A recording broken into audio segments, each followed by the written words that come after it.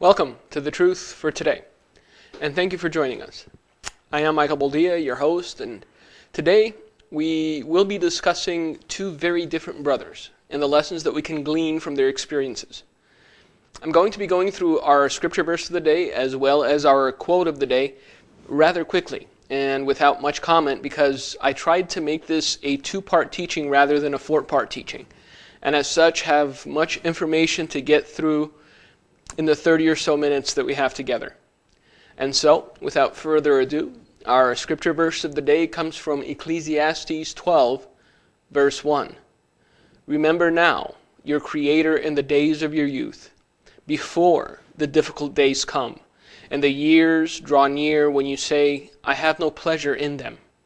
And that was our scripture verse of the day. Now our quote of the day comes from Henry Greenwood, from a sermon that he preached in 1614. The deeper a man is humbled for sin, the more shall be his grace of salvation.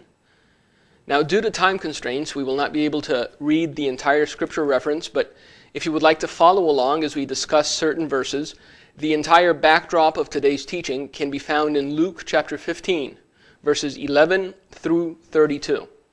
It is the most discussed parable that Christ ever spoke, second only as far as emotional impact is concerned to the parable of the lost sheep. A studious man could busy himself for years on end discovering the intricacies of this parable, the underlying messages, the warnings and the lessons that can be gleaned from the 20 verses which this parable encompasses. For most believers, it is the lost or the parable son that is most compelling and interesting to study, for it was the consequences of his decisions that led him to a far-off country wherein he became a feeder of swine, on the precipice of starvation even.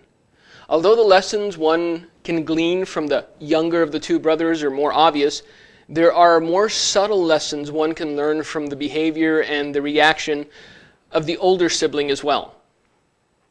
For a long time, I've wanted to do a comparison study between the two brothers to see their virtues and their shortcomings, their decisions and the consequences thereof.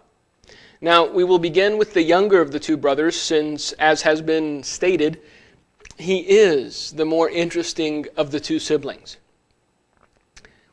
Anxious to assume control of his own destiny, to blaze his own trail and be out from under his father's shadow, the younger of the two brothers stood before his father one day and demanded that to which he felt entitled. He demanded the portion of the goods that fell to him. No one was prodding this young man to go out and attempt to make his own fortune. His father had not given him a time limit in which he must be out of his home. It was the young man's decision to leave all that he had known behind and venture out on his own. To demand what one perceives they're entitled to is so ingrained in human nature that long before a child is able to form words, long before they're able to articulate, they inherently know how to demand. They demand with their eyes, they demand with their hands, with their tears and with their cries, until the parents relent and give in. Whether due to their insistence or the parents' love for their child, it is true that most often children get what they want, even if they have to cry and holler for a while. Parents know it takes time. It takes patience, solid, fundamental education, and good upbringing for a child to reach understanding and mature his character to the point that he realizes he's not entitled to anything. And as such, he has no right to demand. Tragically, some never grow out of this entitlement mentality and live their entire adult lives feeling as though they're owed, they're entitled, and react violently upon realizing the contrary. Now, in the eyes of one who has no life experience, who is lacking in wisdom and understanding, money can be viewed as both the source and condition upon which the fulfillment of their desires and happiness are contingent. The first lesson, and perhaps the most important, that we glean from this parable is that contrary to popular belief, money does not bring happiness. Money does not bring contentment or fulfillment in one's life.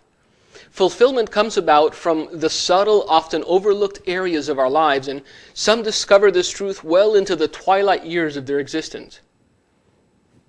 It is unknown how long the young man in this parable harbored feelings of resentment, convinced that he deserved more than wasting his life away working for his father, caught up in the daily routine.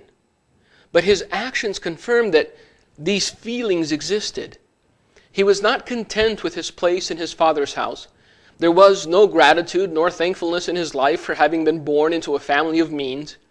He wanted something different, something more, not realizing the blessing that had already been bestowed upon him. The thought of leaving did not come about overnight.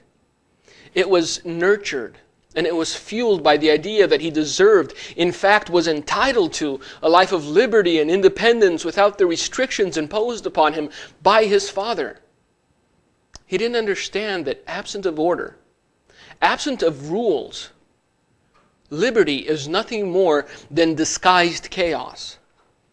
A great many things may have seemed wrong to the young man as he lived comfortably in his father's house.